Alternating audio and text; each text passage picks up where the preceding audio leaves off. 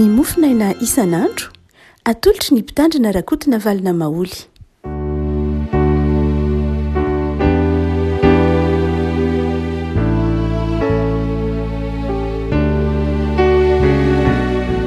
falomirabantsika rehefa kotratra ity alatsinainy efa 5 volana aogositra ity ny mofinaina voalahatra ao antsika dia ny tesalonanina voalohany toko fahatelo tesalonanina voalohany toko fahatelo andiny faraika ambin'ny folo ka hatramin'ny fahatelo ambin'ny folo amin'ny anaran'i Jesosy. Ary Andriamanitra raintsika ny asi Jesosy tompontsika nitsy ny lalana eo aty aminareo. Ary ny tompo ny ampitombo sy hampandroso anareo amin'ny fifankatiavana sy ny fitiavana ny olona rehetra dia tahaka anay aminareo koa, mba hampiorina ny fonareo tsy hanatsiny amin'ny fahamasinana eo anatren'Andriamanitra raintsika miviaviany Jesosy tompontsika mba amin'ny masiny rehetra. Ray masino manamasinana amin'ny fahamarinana ny teninao fahamarinana. Amen. Mikasika ny fahamasinana moa no resahana riavana amin'ity volana aogositra ity. Rehefa miteny isika hoe fahamasinana dia tena malalaka be zany. Samy manana izay ataontsika hoe famaritana natao hoe fahamasinana ny boky eo amin'ny soratra masina. Nahoana dia mazava tsara fa Andriamanitra dia Andriamanitra saro-piaro amin'ny fahamasinana.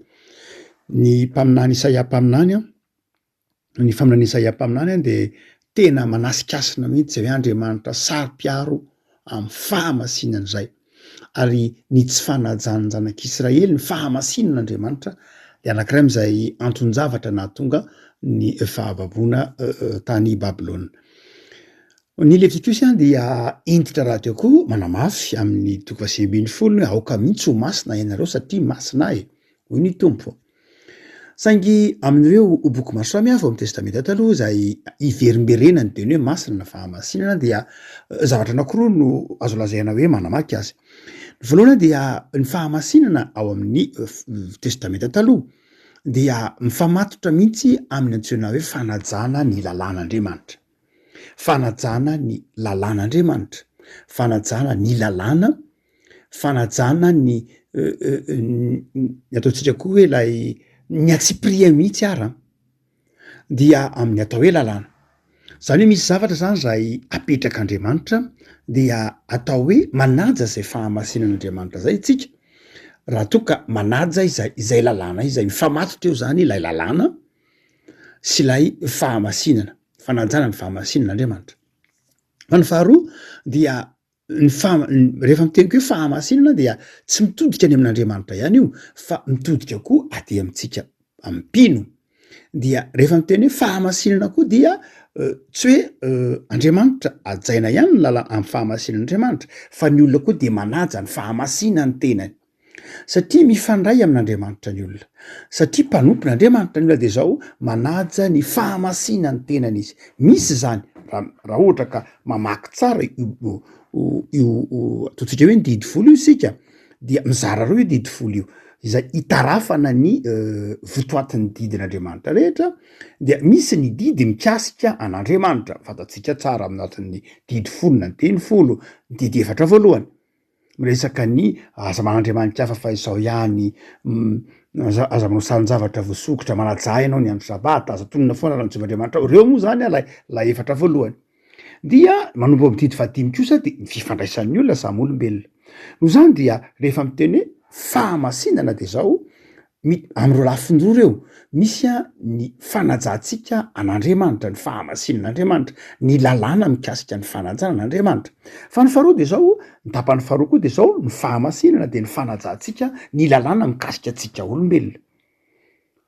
Ohatra hoe misy didy be dia be mikasika ny lalàn'olona, mitiavany ray aman-dreninao, aza mangalatra ao anatin'izany, aza mijangajanga, aza mamono olona, aza manao volombelona mandraika sy ny sisa. Na koa aza hatramin'ny atsipiriana ny boky Levitikosy manao hoe tandremo tsara, aza ovana ny aza mangala danja, tandremo tsara, aza afindra ny tsatoka eo amin'ny tany namanao, aza alefa makany amin'ny tany namanao ny ombonao. Be dia be ireo ataontsika hoe lalàna mikasika amin'ny fifandraisan'ny olona zany olona. Izay ataontsika hoe mamaritra faharoa ny antsoina hoe fahamasinana.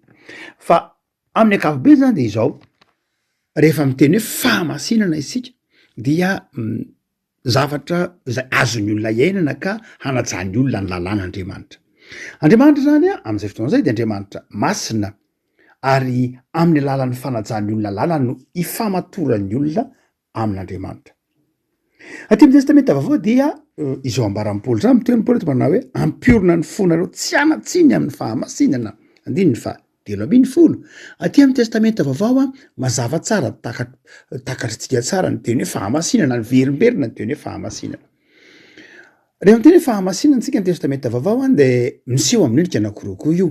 Ny voalohany a dia ilay ataontsika hoe fahamasinana de manomboka eo amin'ny fandraisan'ny olona an Jesoa, izay rehetra mandray an Jesoa, izay vita batisa, izay mino an Jesoa ho tompo sy mpamonjy dia manao ny dingana voalohany amin'ny antsoiny hoe fahamasinana.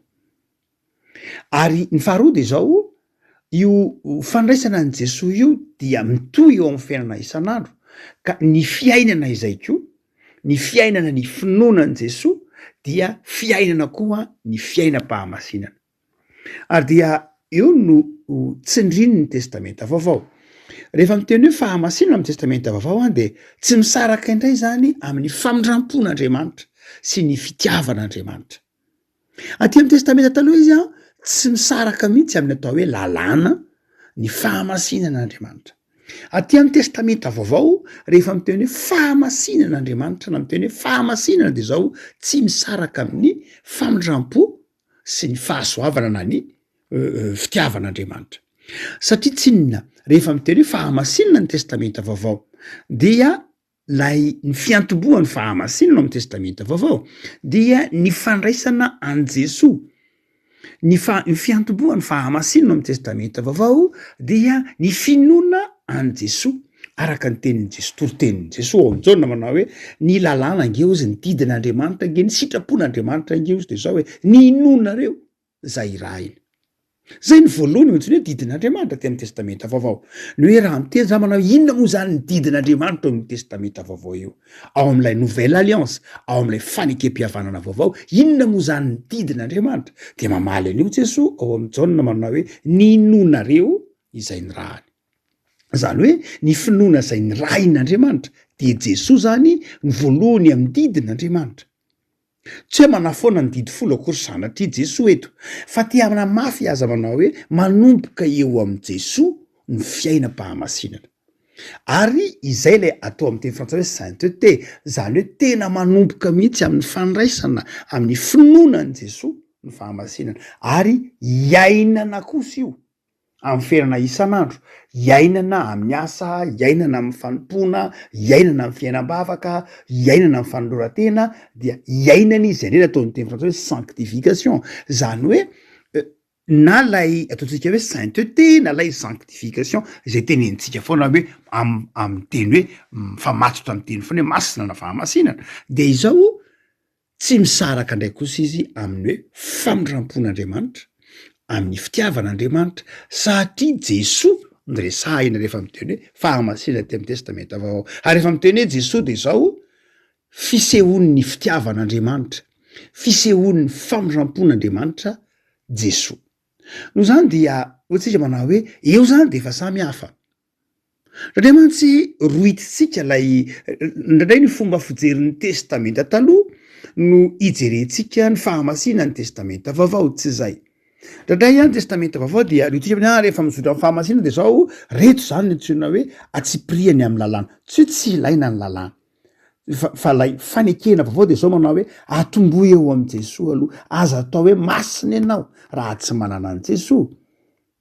Raha ohatra ka raha esorina ao anatin'ny fahamasinana Jesoa de zao ny fariseo masina indrindra, ny sadoseo masina indrindra, fa tsy afaka no masina amin'ny fariseo sy ny sadoseo, fa tondroany Jesoa be tsara velatse izy satria tsy eo Jesoa. Na iza zany ao anatin'ny testamenta vaovao io ka tsy eo aminy Jesoa de tsy anam-pahamasinana mihitsy izy, satria manomboka eo amin'ny fandraisana an Jesoa, manomboka eo amin'ny finoana an Jesoa ho tompo sy mpamonjy ny fiantombohan'ny fahamasinam-piainana. Raha vao tsy eo Jesoa dia lasa fariseo, mpanora-dalàna, sadoseo, izay tenenin Jesoa manao hoe madio ivelany tahaka ny fasana anareo saingy ny ao anaty de zao feno taolapaty. Afaka malala eto ary Paoly de manao hoe ampiorina ny fonareo tsy anatseny amin'ny fahamasinana. Adeo tsara fa ery ambony ery izy amin'ny 9:20 de mampifamatotra lay hoe hampitombo sy hampandroso anareo amin'ny fitiavana ny olona rehetra ampandrosoanareo koa amin'ny fifankatiavana. Eo lay hoe mifamatotra ho isika ny fitiavana, ny fifankatiavana, ny fahalemem-panahy, ny inona koa ny fahasoavana amin'ny atao hoe fahamasinana. Ndika zany de zao ny fahamasinana dia zavatra tsy asan'olona rery akory. Amin'ny testamenta vaovao tsy hoe za rery zany no masina, tsy zay. Fa ny fahamasinana amin'ny testamenta vaovao de zao asana communauté. Ny tsirairay avy ao anatin'ny communauté io, anatin'ny fiangonana dia miara-mitanjona ny fahamasinana satria rehefa miteny hoe fitiavana de tsy olona anankiray zay fa mpiarabelona. Noho zany dia rehefa miteny hoe fahasoavana de tsy olona anankiray zay fa ny mpiarabelona. Noho zany dia ny takin'ny fahamasinana de zao enao miaina enao manaraka ny Kristy, enao manaradia ny Kristy ao anatin'ilay communauté. Zay mahatonga ny tompo ny teny nge ireo eseny any ny ry Jaona mpanao batisa sy ny namany zany izay hoe anareo ange tsy hoe miataka am'izao tontolo zao ange ny zava-dehibe. Ny fahamasinana nge tsy hoe fiatahana, tsy hoe fanjosirana izao tontolo zao. Jaona 7:10 ny tenenany tompo anao hoe za ange Andriamanitra mivavaka ho azy reo tsy ny mba hialany am'izao tontolo zao e. Satria ny olona nietrehitra tsena hoe fahamasinana de zao fiatahana ilay izao tontolo zao. Zany hoe toy ny manondro zao tontolo zao ho maloto, mazava aloha fa maloto zao tontolo zao. Fa tsy lay fanosirana azy akorina de hoe fahamasinana. Fa am'izay fotoan'izay de zao lasa tsy mipetraka lay fitiavana, tsy mipetraka lay fifankatiavana, tsy mipetraka lay fahasoavana. Fa ho Jesosy mivavaka aminao kosa Andriamanitra, alao izy eto am'izao tontolo zao ihany fa arova izy am'lay ratsy. Zay lay fahamasinana. Afaka malala tapamaganana raha toka azoazonao tsara ny fahasamihafany dia ireto zavatra roa reto zany no afatraonao am'izao fiandohan'ny herinandro zao. Voalohany de zao ny fahamasinana dia zavatra sady ankehitriny no avy. Zany hoe aza mieritreritra ny tenanao ho tsy manam-pahamasinana. Manana ny fanahy masina ianao anatinao ho Paoly raha tsy olona ny lavina. Ny dikan'izany ny fahamasinanao dia ankehitriny. Tsy hoe zavatra mbola ho avy zany fa ankehitriny zany. Zay no antony nahafatesan'i Jesosy tao amin'ny hazo fijaliana mba hahatonga anao masina. Ny fahamasinanao zany de tsy zavatra ho avy akory fa zavatra efa ankehitriny. Tamin'ny fotoana nanaovana batisanao, tamin'ny fotoana nandraisanao an'i Jesosy de masina ianao. Masina satria mahana ny fanahy masina ao anaty. Rehefa tsy mahana ny fanahy masina ao anaty ho Paoly de zao olona ny lavina. Itsika rehetra zay natao batisa de zao mandray ny fanahy masina raha tsy olona ny lavina ho Paoly. De misy iteminy hoe ka za ange mbola tsy nareo. Ahoana moa ny efatahana hoe mahana fanahy masina? Mahana fanahy masina ianao satria ianao manam-pitiavana. Galatiana 2:20 ny vokatry ny fanahy. Zany hoe ny entin'ny fanahy ao anatinao de zao, ny entin'ny fanahy eo amin'ny fiainanao de zao fitiavana. Tia namana ianao, tia mpiarabelona ianao, tia manao asa soa ianao, tia olona ianao, izay miseho amin'ny endrika fahamoram-panahy, mangorak'olona ianao, manana fahalemem-panahy, manana fanetretena, efa mba niainana zany angamba ianao. Ndika zany de zao raha tsorina de zao ny voankazon'ny fanahy ao anatinao dia mitory fa manam-pahamasinana ianao. No hoe tanteraka tsy zay loatra fa izao aloha manana ny fanahy masina ianao ao anatinao. Satria tsika manana ny tsy kristianina tsika raha tsy manana ny fanahy masina. Zay mahatonga ny Paoly teo ny Romana 9:20 manao hoe ny fanahy angeny miara-milaza amin'ny fanahintsika. Ny fanahy masina io fa zanak'Andriamanitra isika ary io fanahy masina zay ao anatintsika io no ahafahantsika miantso an'Andriamanitra hoe Aba Ray. Itsika izao mivavaka miantso an'Andriamanitra Ray, itsika izao mahatsiaro ny fahasoavan'Andriamanitra de aza mandray kozongozon'ny ny karazam-bavahana maro samihafa hoe tsy manana ny fanahy masina ianao, tena manana ny fanahy masina ianao. Zay mahankehitriny ny fahamasinana. Fa ny faharoa de zao aza misalasala koa fa ny fahamasinana tsy ankehitriny ihany fa ho avy. Rehefa miteny hoe ho avy isika de zavatra iainana isan'andro zany. Zavatra tsy hoe afa-po am'ilay ankehitriny ianao fa miaina kosa le fahamasinana isan'andro. Zay ny ilana ny vavaka. Ny vavaka ataotsika satria Jesosy miteny manao hoe mivavaha mandrakariva mba tsy ho reraka ianareo, mba tsy hidiganareo amin'ny fakapana de zao indray le fahamasinana iainana zay le hoe ho avy. Zany hoe mitohy zany na izy. Fa tsy hoe za manana fahamasinana ankehitriny afa-po eto aho. Ity ny dozy ny fahamasinako androany de mijanona eo aho. Tsy zay ny fahamasinana. Fa ny fahamasinana de zao zavatra iainana ho avy, zavatra mitohy mivoatra tsikelikely. Zay le fahamasinana amin'ny ho avy. Iainantsika zany fahamasinana ho avy io, raha miteny hoe ho avy tsika de zao zavatra mitohy zany, zavatra ataotsika hoe mamaky soratra masina ianao zany, zay mahatonga atsika mamaky soratra masina, mivavaka isan'alahady, mihaino-toriteny isan'alahady, miditra anaty sampana mianatra hira, mivavaka, manao rakitra, inona koa reny rehetra reny dia le resahana hoe fiainam-pahamasinana no avy. Afaka malala am'izao ala volanao kosotrao ara ibanjinana ny fahamasinana. Ny teny manao hoe aoka ny mpino anamasina ny tenany. De raha manamasina ny tenantsika isika raha ny tena marina. Raha ny tena marina ataotsika hoe am'lafiny teorotsy de tsy itsika mihitsy ny manamasina ny tenantsika. Ahoana no ahavitatsika anamasina ny tenantsika? Tsy vitatsika zany. Fa raha miteny hoe manamasina eto tsy de tena arabaky teny loatra fa ny Andriamanitra ny manamasina atsika satria osotra Andriamanitra ny fanamasinana ny tenantsika, ny fanamasina ny manamasina atsika. Zay mahatonga le avaka hoe ray masina no manamasina anay amin'ny fahamarinana. Zany hoe Andriamanitra ny manamasina atsika fa tsy ny tenantsika ny manamasina atsika. Tsy tsika ahoana moa no anamasina atsika tena. Tsy asantsika tsy afaka manadio tenitsika ny rano Kristina nadio atsika. No zany tsy afaka manamasina ny tenantsika amin'ny herin'ny tenantsika isika. Lasa anthropocentrique. Raha miteny hoe manamasina tena isika, lasa miivo amin'ny tenantsika indray, fa tsy miivo amin'ny Jesosy. Ny fanamasinana atsika miivo amin'ny Jesosy. Kristocentrika, miivo amin'ny Jesosy ny fanamasinana ny tenantsika, fa tsy miivo amin'ny tenantsika. Fa raha miteny fotsiny mofina hoe manamasina ny tenany mihitsy de milaza hoe zay le ho avy. Zay le ho avy hoe milaza lay fiezahana. Zay ny dikany hoe manamasina tena eto. Tsy hoe zany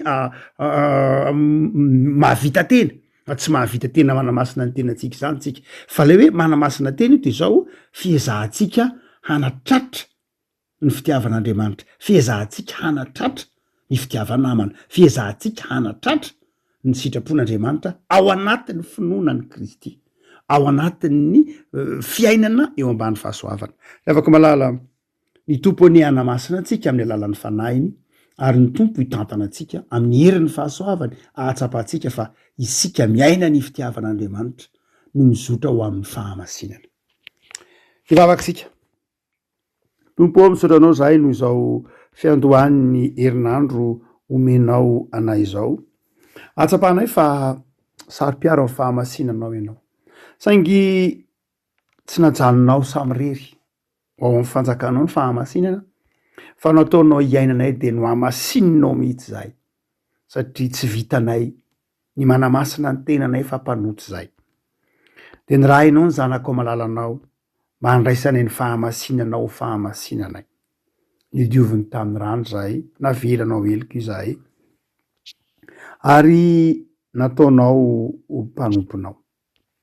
Dia am'izao fiandohan'ny herinandro ao tompo, dia ataovy manana fiainana miaraka aminao Andriamanitra zahay. Ataovy manana fiainana itoeran'ny finoana sy ny fahatokinanao. Misaotra fa mazava ny teninao fa tsy afa-misaraka amin'ny fitiavanao, tsy afa-misaraka amin'ny fahasoavanao, tsy afa-misaraka amin'ny famindramponao sy ny fahamarinanao aza ny fahamasinana. Dia tario lalana amin'ny lalan'ny fanahinao masina zay tompo, mba ho tia famindrampo, ho tia fahamarinana, ary ho tianao Andriamanitra. De tahizo herinandro vaovao zao, iasanay anoloranay tena, tantano sy vimbino zay tompo, mba handeha araka ny sitraponao, ary me fahasalamana sy heri-tanjaka, ataovy fiasan'ny fitiavana sy ny fifaliana. Jereo ireo marary Jesosy trano, jereo ireo manana olana ampahirezo, ny tokantrano manaraka zao mofinaina izao, de tononay amin'izy ireny ny fiadanana ny fahasoavana, mba izorany ny fahamasinana, mba ampiorina azy ireny amin'ny fahamasinana izay tianao Andriamanitra iainana. Jereo ny tokantrano tsirairay avy koa me fanambilina sy fitahiana amin'ny asa atao isanandro. Misaotra Jesosy. Amen.